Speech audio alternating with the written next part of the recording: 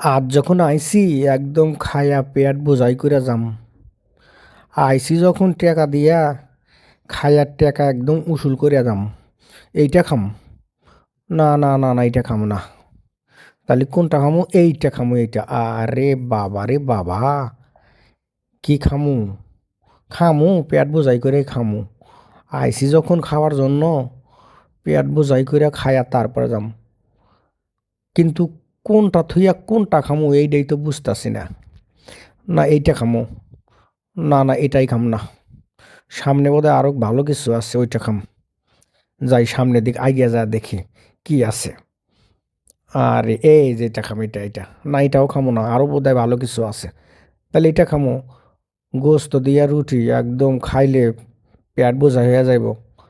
এই যে আরো আছে, হায় হায় হায় হায়, এই যে সাদা ভাত।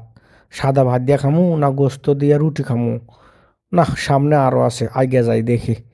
এই যে হায় হায় গো হায় হায়, আমি দেখমু না খামু? কি করবো বুঝতেছি না কিচ্ছুই। কিন্তু খাওয়া তো দরকার। পেটে ক্ষুধা, দেখেই তো ক্ষুধা। আরে বাবা রে বাবা, বুনা খিচুড়ি। বুনা খিচুড়ি খামো কি? না না, এই যে এইটা খাম। না, সবই খামো অল্প অল্প কইরা।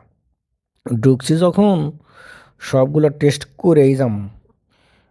খুব মজাদার বোধহয়। এখন খাইলে কেমন লাগবো বুঝতেছি না।